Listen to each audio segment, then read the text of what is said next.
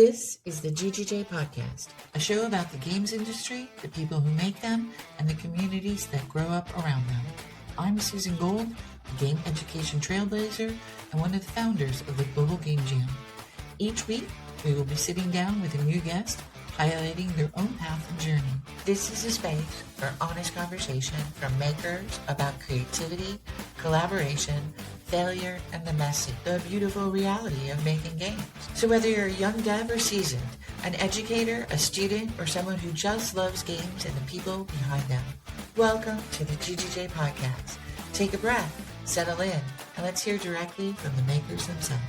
This episode is made possible in partnership with the Global Game Jam, the world's largest game creation event, bringing together creators from around the globe. A big thank you as well to the Global Game Jam's headline sponsors, Epic Games, Games for Change, and Xsola, for helping make this creative community a reality. To learn more and to get involved in the upcoming jams, visit globalgamejam.org.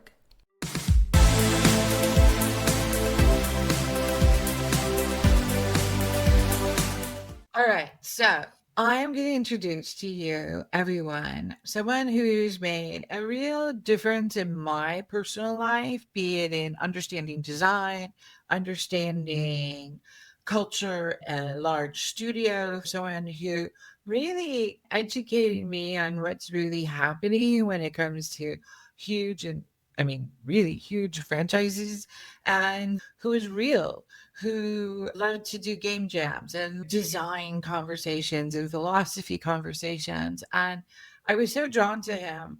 He was in a small town in the south of France, and we were both at the same conference, and we just started talking. And I think I've loved you ever since. This is my friend and our guest today, Alexis Jolis Desautels. Oh, wow. I love that. If only my mom could hear what happened to my French name. Also, I go by AGD, which makes me sound like, I don't know, cooler, I guess, or not. Maybe it shows my age. But that's what I do with most English speakers. So it's a thing. Thank you for letting me butcher your name. All right. So I just introduced you from my point of view. How would, your wife, or how would she introduce you to the rest of the world? I will not answer that question, but I could say, who knows? Okay, how would your best friend answer? Okay, that's better. I can try that. So I'm a 44-year-old game developer, born and raised in Montreal. I've been in games for 20 years now. So I started, I guess, somewhat young at the time. I come from a half French, half Quebecois. Born from a French mom who immigrated. She flew France at the time. She wanted to live something different. And both of my parents worked in radio and television all their lives. And so I come from that kind of background. So communication and the love of talking to people, I guess. And then I worked as an actor when I was a young adult. And it was amazing. And it's been very useful to me since. But my wife got pregnant at the time. And I felt like I couldn't handle the pressure of soon to be a father and also working as an actor. And I was like, I love it, but it's too crazy. What am I going to do? I started so young. I can't do anything else, et cetera, et cetera. And my wife actually told me you should try to work in games because you have an understanding. But I was like, what am I going to do? I've been an actor for the past 5 years. My resume says I can rollerblade and play saxophone. That's an actor resume. If I remove all the actor crap, then it says nothing. I never finished a diploma. I studied 4 different things: Japanese history, medieval Japanese history. I studied literature and writing. I went to theater. And I never finished anything, which, by the way, is kids, don't do it. Please don't do what I did, because especially nowadays, it's so much harder to get anywhere. And I tell designers specifically, we'll talk about design, but I tell them finish anything at all, doesn't matter. If you do a degree in marine biology, do that, and it'll still get you in a better place than if you never finish anything, which I did. But yeah, I got into design. I was lucky enough to be born in Montreal, meaning by that it was already a video game hub 20 years ago. There was so many companies, a lot of opportunities, I think. And I got into Ubisoft as a tester, like in the sort of yield backdoor, which again, I don't recommend so much these days because it doesn't really happen that way. A lot of test is offshored, I want to say, into cheaper countries to run for companies. But at the time, it wasn't the case. There was like a big testing floor with 300 testers And that's how I got in. And then I worked my way up, talked to people, got a gig, got a chance to try a bit of design on a project, did that, got the job. And then I started as a game designer, working on the top of the pile and just learning stuff and using a bit of all that background from around to try to feed the design machine. Was there anybody that helped feed that fuel? Were there people that were like your muses or inspired you or mentored you? Yeah. Yeah, there were. Otherwise, I think none of that would have happened, to be honest. The first step was the user research lab was just founded, and it's a pretty big, nowadays it seems obvious for people to run that. But at the time, it was really new. And then the Montreal Ubisoft studio was building this big lab. I got a job there to organize the internal tests, talking to the devs. What do you need? Creating the forms and then observing the tests, taking notes. And I learned a lot about that. And so someone helped me get there. And then from that, someone helped me also get in design. The lead game designer on a project said, I got an opening. I got a junior who left. I'm going to see people from, internal resumes and stuff. I'm allowed to see you if you want to, but this is what you need to do. Can you talk about who that was? Yes, it was a man called Sebastien Yel. He was an educator at heart, which I think is probably the most important part of it. He was a smart guy, but he left games. I think he was more interested about the education part. And so he pulled me into saying, it feels like this is something you would want to do. You talked a lot about this to me. This is what you need to bring to the table. I'm not alone. And I'm not the only person in the interview. So you got to convince everyone there. And that's how I got basically my first game dev job, like really imposter syndrome on crack, because I was like, what am I doing here? But to be fair, at the time in design, there were no formal training. There was almost no studies. 20 years ago, it was really marginal. And designers were treated as such as well, as a bit of a bunch of clowns, to be honest. But so I was a clown. I became a clown that way. You've always been funny. I mean, that's first and foremost been one of your most attractive traits. You're smart, you're funny, but you had the ability to engage with people. So, did you find when you were working at Ubi in those early years, were you helping define a lot of ideas on how to work in teams? Because the team sizes got huge there.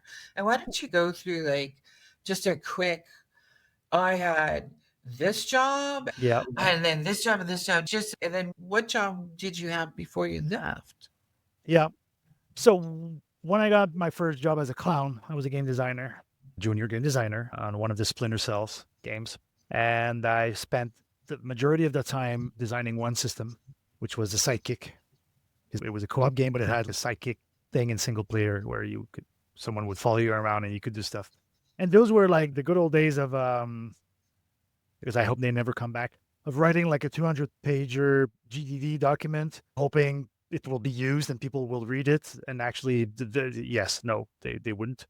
But that's what I did. So for a while, I was sitting there and trying to figure out what's the best sort of experience, and very little interaction with the people I should have been interacting with. The teams were already big, probably already too big.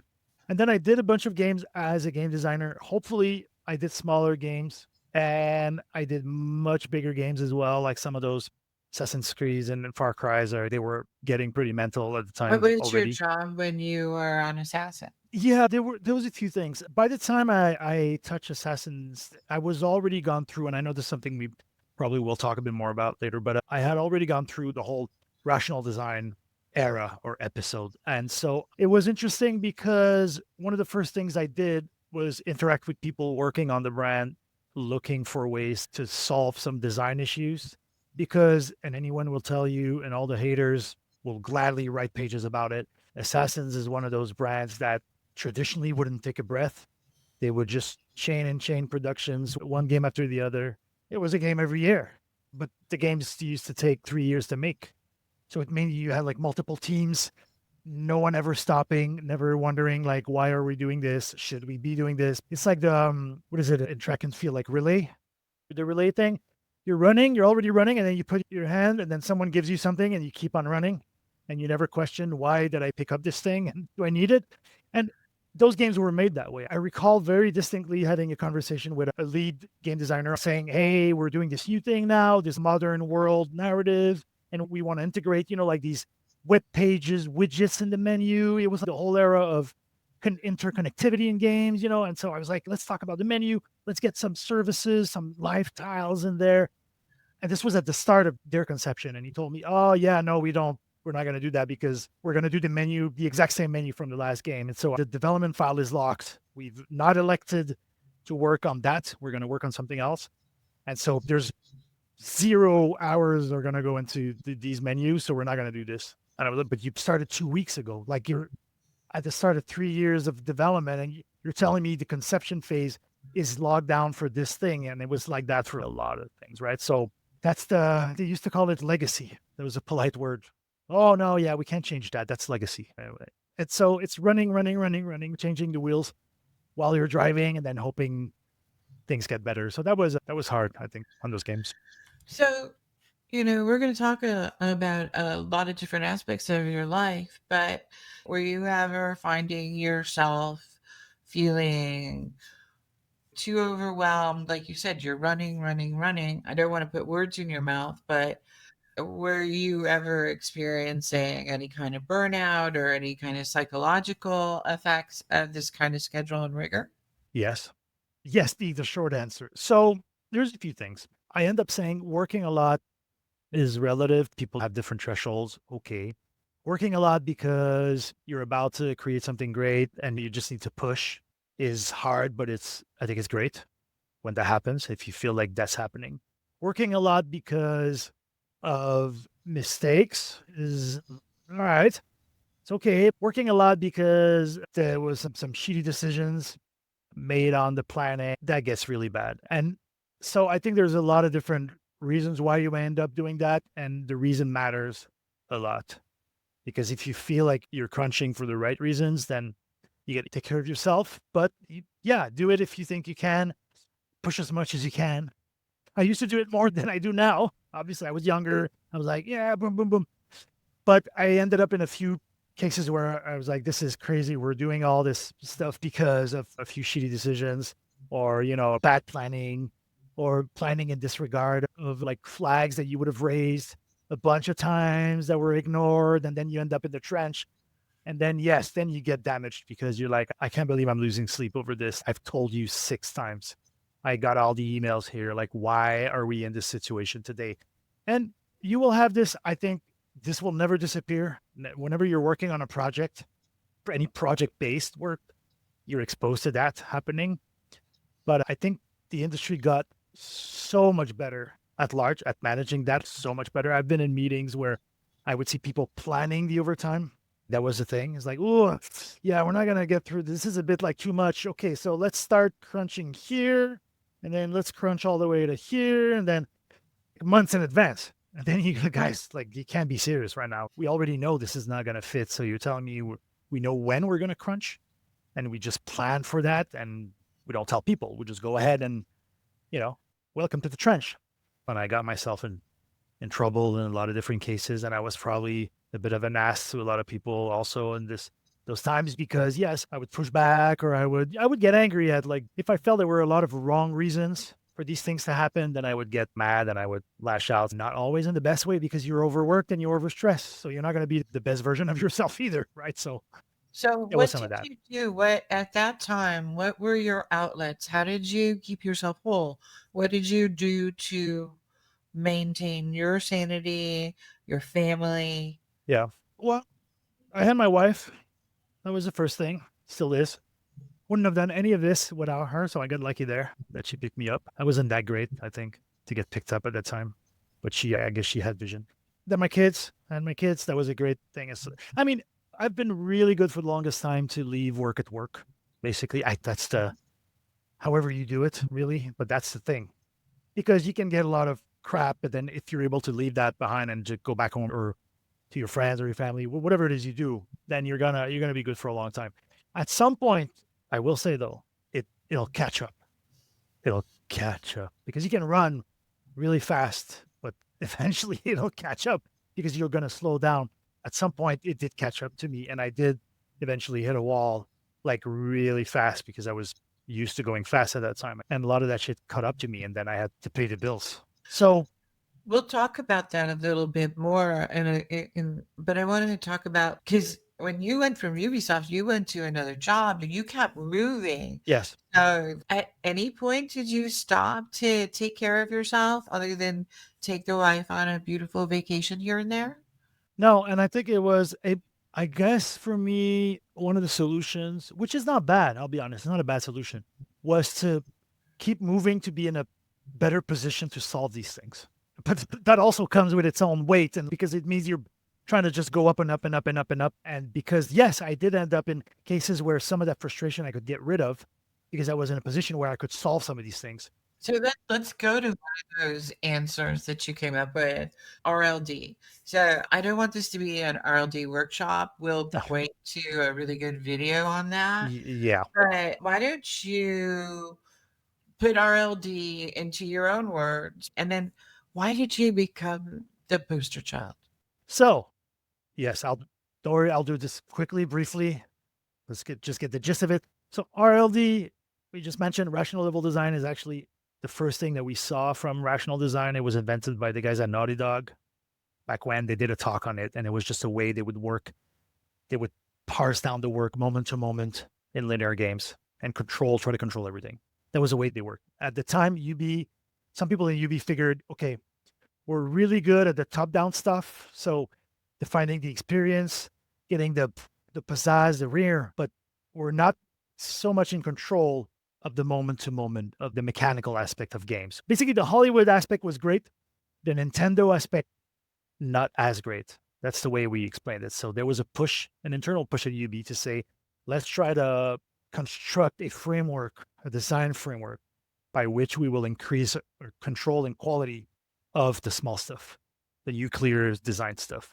And so it was inspired by the RLD, and it became a whole set of things, the RLD being part of it. And so it ended up being summed up as just rational design or rational game design, which includes everything from how do people learn, how they retain information, how do the tons work, what's hard, what are the skills that you ask of a player, how can you name them, can you deconstruct moments of gameplay, etc. So there was a whole framework centered around those ideas.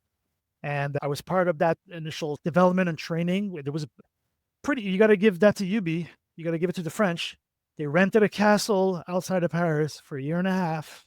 I was there for 6 months. I was living in a little house not far from the castle, and they would fly 20 developers every 2 weeks from all around the world to be basically prisoners of the castle grounds for 2 weeks and to go through a formal training and a bunch of workshops, like this crazy 9 days of program to go through all the different facets of rational design. And when I came back, I kept on doing it and I kept on working on it.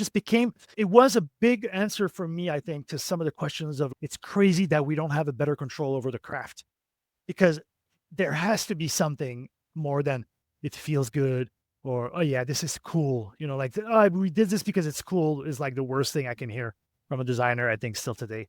So that's why I got so motivated by that idea that so many people in other fields have asked those questions and they actually came up with really brilliant answers.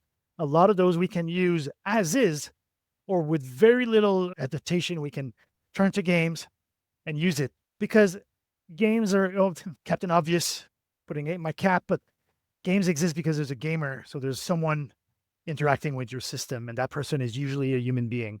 So if you understand everything about the human being, you can create the better experiences. It's really not more complicated than that, but it's very hard to do, obviously. Yeah. So that was a big thing for me, and it still is. Yeah.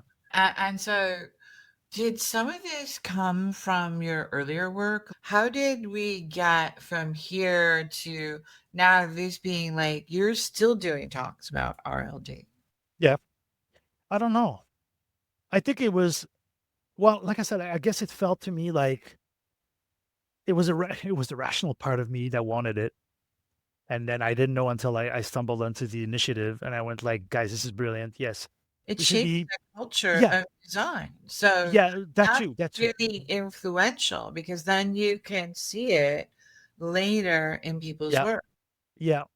That's true. And I guess aside from the technicalities of the whole thing, for sure, the most important part is the mindset.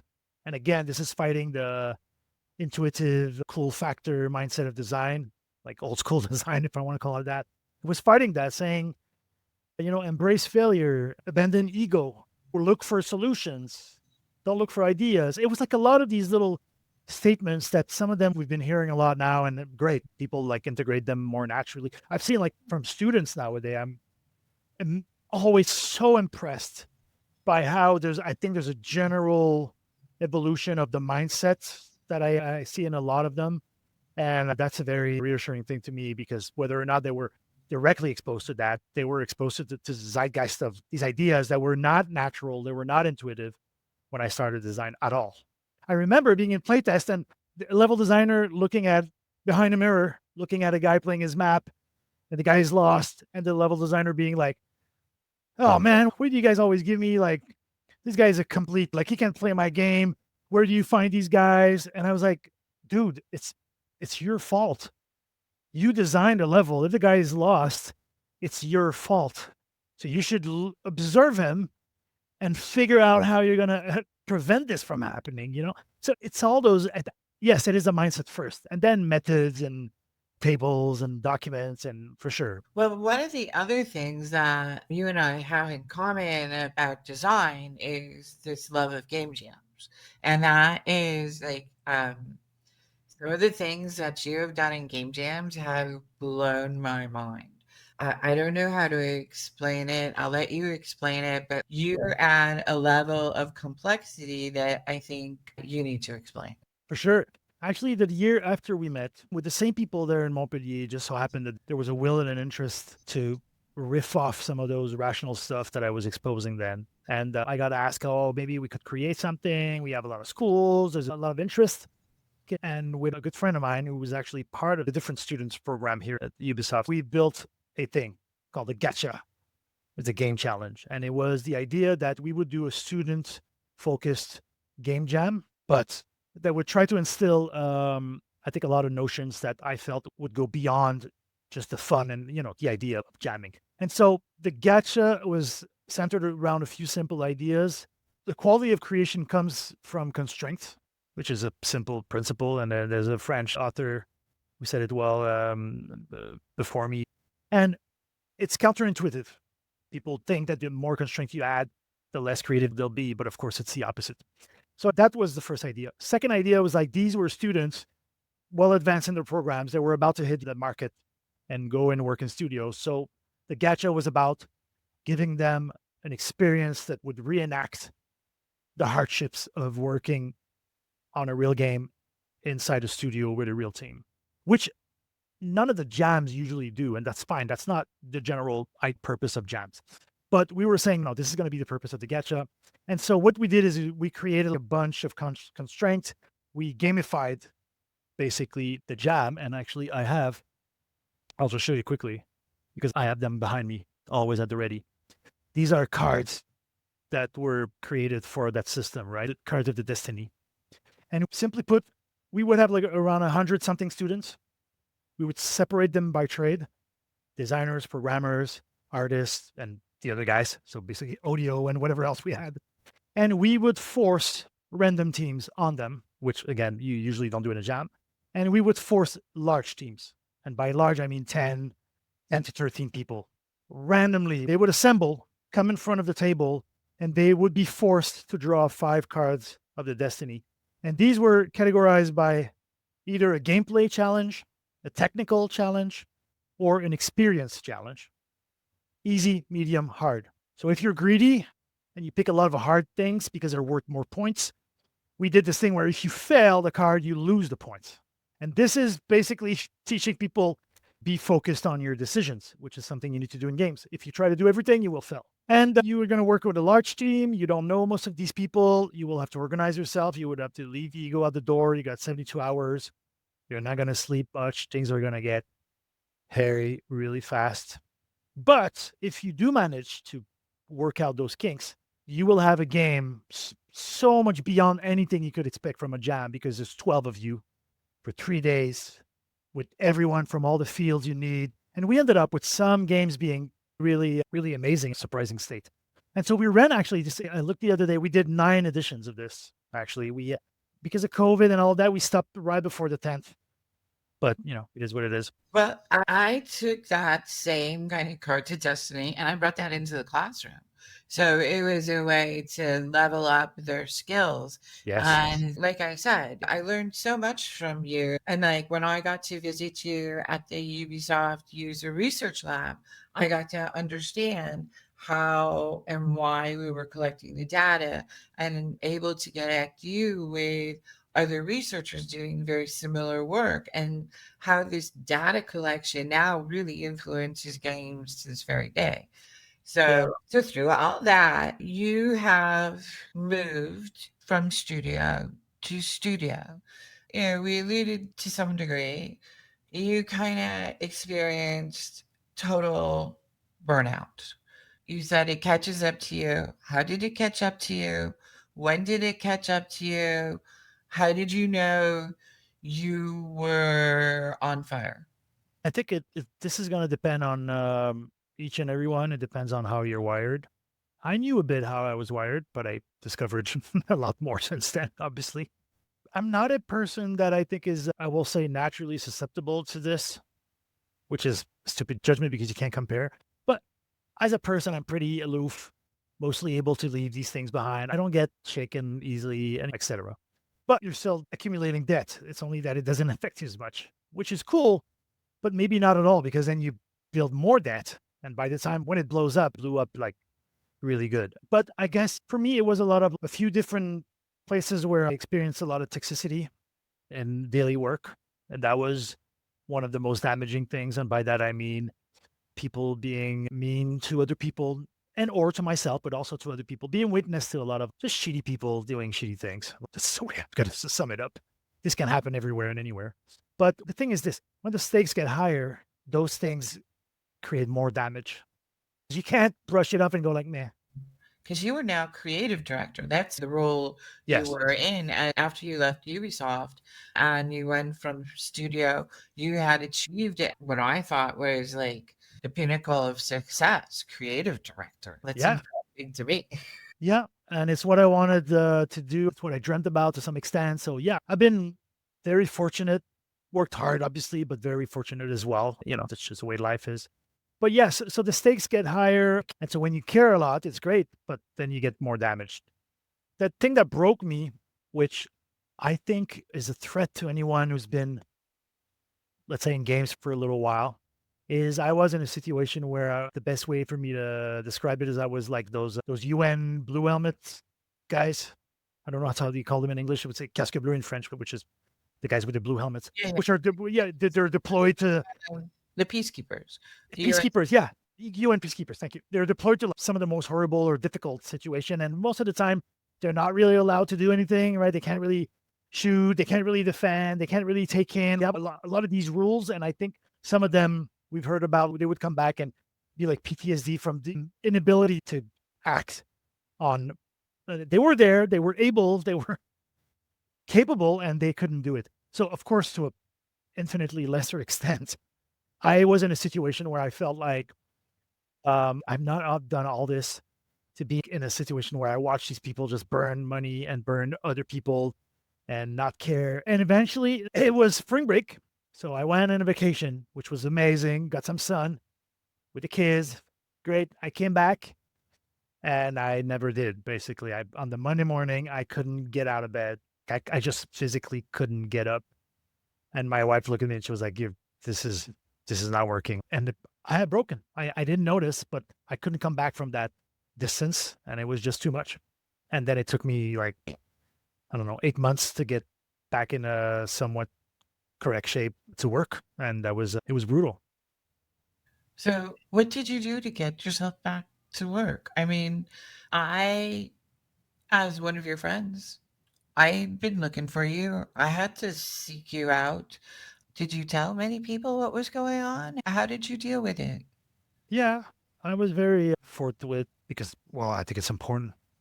But yeah, people around me would know. My colleagues would know. They did, and people I would talk to eventually In my family, people will know I told them I'm on a leave. I wrote down this is too much. And I'll be honest, I seeked out help immediately. And I was like, I need to fix this, whatever it is. I don't care. I don't mind. I have no particular opinion or stigma about it. Whatever do I need to do? I got the therapy, took medicine, everything I could to get back on track. And I wanted to work. I wanted to get back in a place where I would be doing what I love. And I remember telling people, I just want to do my job. Just let me do my job, which is a crazy. It was like one of those mantras. I would be like, I just want to do my job, like in my feverish sleep. But yeah, But you have a particular workout, and like it's something that kind of has kept your sanity for a long time. So why don't you talk about that for a moment? yeah, it's kendo. Kendo is the Japanese martial art of fencing, and most people would know kendo because they would have seen people wearing armor, screaming very loud, and hitting other people with sticks. And that's what kendo is. I make it sound dumb and simple, but it's an amazing martial art. But it's a practical martial art, meaning that it's a combat system that you actively use against an opponent. So it is applied like boxing, I guess you could say, or fencing. And so this is yes, this has been amazing at 10 years. I'm sure it was a big part of a balance as well, just because it's great for the body, it's great for the mind. Interestingly, and that was probably the hardest part, is when I hit that burnout, when I hit that wall, I couldn't do it anymore. I couldn't do anything basically for a while, nothing at all. And because I had also the role of the instructors on my dojo, then that was responsibilities. I stopped teaching as well. I couldn't teach. I couldn't do anything where something was expected of me, which is horrible because you feel like you people stop. I can't. I just can't. And I was lucky in the sense that I had that whole depressive episode was work related. And I say I'm lucky in the sense that my life was great, still is, and I could rely on that. And I wanted to, like I said, I wanted to get back to work. So at least it was a situation where I could try to map what is the road to that. And even with my employer at the time, and I was a behavior at that moment, great company, like with the biggest independent here in Montreal. And they were very supportive. And it was like, what's my roadmap to get back? What can I get back on that is like going to work and that is proper? And we did figure it out, and I got back, and then I had a great year after that. So I was really lucky and happy for that support. And I got to do my job, and I got to work on that and solve it. Coming back from that and then being able to go back to do your job, and now you even moved on from there and you have even more responsibilities. Do you want to talk a little bit about what drives your moves between studios, and how do you know the timing is right for those kind of moves? That's a good question. I don't know. I don't know if I know. I'm motivated foremost by two things. So the mandate is very important. I don't care so much about, let's say, the specific game or the specific brand, because I was lucky to be part of UB and I touched like a lot of these amazing franchises that any dev would dream to work on, rightly so. But because of that, I guess very quickly I was like, yeah, that's actually not the most important thing. And the whole notion that, and I'd say this to designers all the time, like that you think you want to work on something you love as a gamer, but that's actually a trap, and it's probably not the best idea when you start. So I keep on wishing to people, I wish you work on something you don't like. That would be the best move for you. But anyway, so I look less for the brand itself, but the mandate is very important. What is it you need? What can we build? This was a big part of what attracted me because I love behavior. Like in the best of terms, I was not looking to move, but this thing came up and I was like, yes, the mandate, the big why behind has to be really clear. And that's really important for me. And then obviously, again, you'll hear this a lot, but it's true. It's the people. At the end of the day, it's the people, because we all, with the years, I could name a bunch of people that I personally disliked working with or that I think are horrible human beings. Like we all have that list, and that's fine. Or even people you don't know, and then you start interacting with and you recognize those traits that become more important. And it is a lot about what I said before. Respect, openness to failure, like the love of the process, I think is very important, especially when you're building something from the ground up. You must be interested about how you're going to do it, not just like throwing stuff and hoping it sticks. That's not a process. That's how you get bad experiences, I think. But so I get drawn to those things. And and this is why I moved like a few months ago, because this new initiative came up and it was from the ground up. It was great people. The idea is completely crazy, but the mandate is fun. So I figured, okay, there's something to build there. Hopefully I can provide some of my experience and ideas there. And see. So those are the kinds of challenges you're seeking out at this juncture. Those are the kinds of things you're looking to do. Yes. Is it something that would benefit our listeners? Are there things that maybe when you think about the people that are part of the Global Game Jam that they should be looking at or thinking about as they're developing their own skill sets and Yeah. trying to someday be a creative director? Yeah. Who knows? So first thing is, how can I say this? The latter is a lie.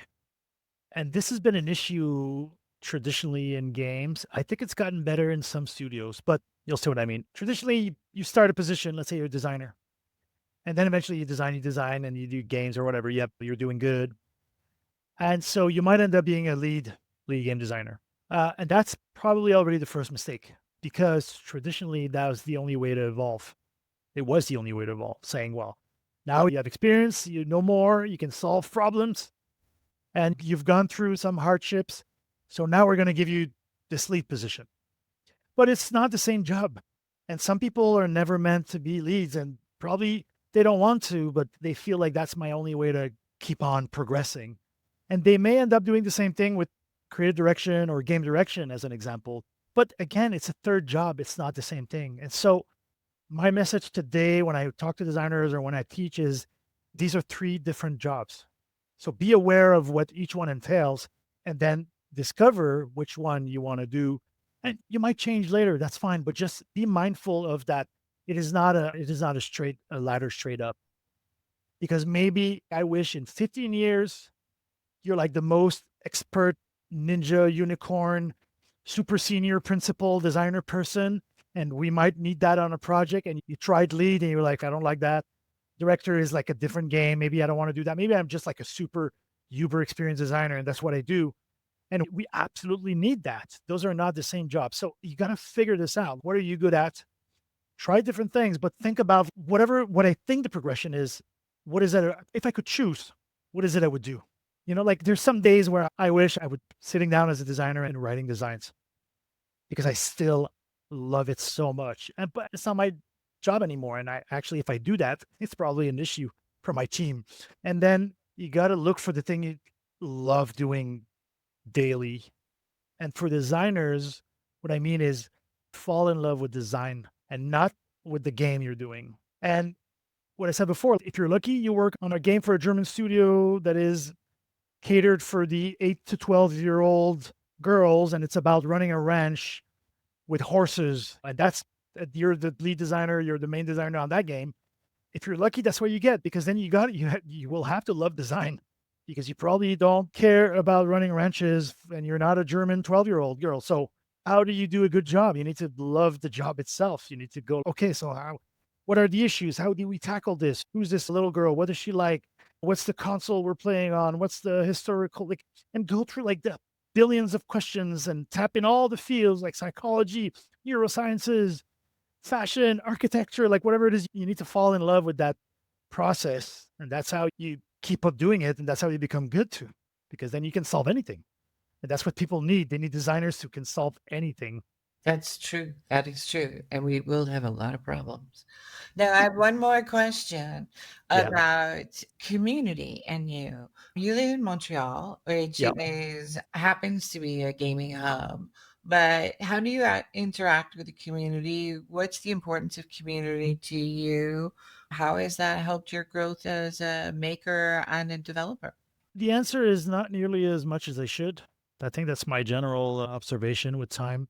I've done it mostly through teaching because it's something I love doing, and I do have the hope that it's useful to some extent. But that's how I do it. That's my main vector. I've done it internally a lot over time, but also then externally, and that I think that has become very important and useful for me. And of course, you will hear teachers say this, but like the amount that you learn by teaching is completely insane. It's invaluable. Because there's a few things. Well, first, you end up having to master the things you talk about as much as you can, like you have to. And also because you're challenged by people, and a lot of them much smarter than you are. Some of them will become more amazing than you are, hopefully. And you have to answer to the call, right? You got to go up to the plate and play your part. So I love that pressure. For me is a very healthy pressure because it is made of goodwill and enthusiasm. I love having a student that's a bit of an ass, challenging me, trying to corner me to a question. And I think that's great. That's a great way to do it because it's in the spirit of working with ideas and looking for failure and then just trying to better the process. And so I've gained a lot over the years by doing that, I think. And And I think it also helps, at least for me, keeps me engaged a little bit more. And yes, and really one of the reasons why I wanted to do this for the community was because I still wanted to be motivated about the industry. I still want to show people that someone like you who has been very resilient throughout a career and really share with them that it takes a lot of wherewithal, but it also takes a lot of drive, which I think you show so much of. But, I guess as we're starting to wrap up this interview, how would you like to end the interview? What message or thing would you like to emphasize, you know, and you well, want people to leave with? so I will share what I genuinely think, and hopefully it doesn't sound like too pompous or grand because it's not meant to be. So, video games is the most powerful medium in the history of mankind. That's what it is. And for very simple reasons. It uses the most advanced immersion and technology. It's interactive. Games are about systems and people interacting with them. And so, therefore, it has a potential for the most powerful experiences available to mankind. And in that way, we should be very passionate and feel very fortunate to be involved in working games. But we should also think that we have a responsibility to keep on pushing it because we are working for the betterment of mankind, potentially, through games, aside from the products, aside from all the usual stuff, the money's everywhere, blah, blah, blah, of course. But use that to create something more. And that's my deep feeling about this. Well, and I think that comes full circle. Like you said, yeah, how you grew up, this whole idea of acting and performing in front of people, and in that whole idea of how you interact with people as being that key thing. And that brings us back into how you've evolved your career, as well as really, I think, help share concepts and ideas about how to design and design with the player in mind, as well as really, I think, been one of those people that has set the little fires and things in motion that have gotten us to open our eyes, gotten us to look at user research a little more carefully. Before we used to just collect it, a lot of it. And then, and the work that you've done and although you may not think you've helped the community a lot, I know that at every studio you've worked in, and we're not talking about small studios, you have helped thousands of people through teaching for Ubisoft and teaching future designers, teaching current designers, the people that have been able to influence you, who I think are another conversation altogether. But the truth is that there is this person, and you have been incredibly integral into how we make and play games now. And not everybody is going, oh, it was Alexi, but No, it was no, my friend Alexi. And I think we need to thank you. Thank you for your time here on the of course. podcast. This was so much more fun than talking to myself. It always is talking to you and to be able to share with our audience what I think is a very special person, someone who has made my life a lot more interesting and has given me so much more understanding of design. And I really thank you for always helping to level me up as a person And in our show notes, we'll put links to whatever you want us to. But if you guys get a chance, check out Alexis RLD Talks because they will really make you think again about your whole design process. Thank you so much, my friend. Amazing. Well, thanks a lot for doing this, by the way, of course, not just for me, obviously, not just for me. I love talking about this stuff. You know it. We could do it for hours, but thanks a lot. This is great. Thank you, Alexi, and love to your family. And thank you very much for joining us on the GGJ podcast. Want to get involved with the GGJ podcast? We'd love to hear from you. Please send your ideas, suggestions, and questions to ggjpod@globalgamejam.org. And tell us who you think we should be talking to next, what stories or issues matter most to you about the future of games, and help us highlight the people and practices that make a sustainable creative life in games possible. Thank you for spending time with us on the GGJ podcast. If this conversation sparked something for you, please share it with someone who might find it useful. And don't forget to follow along so you never miss new stories from makers around the world. You can find more episodes, resources, and information about the Global Game Jam at globalgamejam.org. Catch us on Substack and on YouTube and anywhere else you find podcasts. This has been the GGJ Podcast. Thanks for listening and keep making games.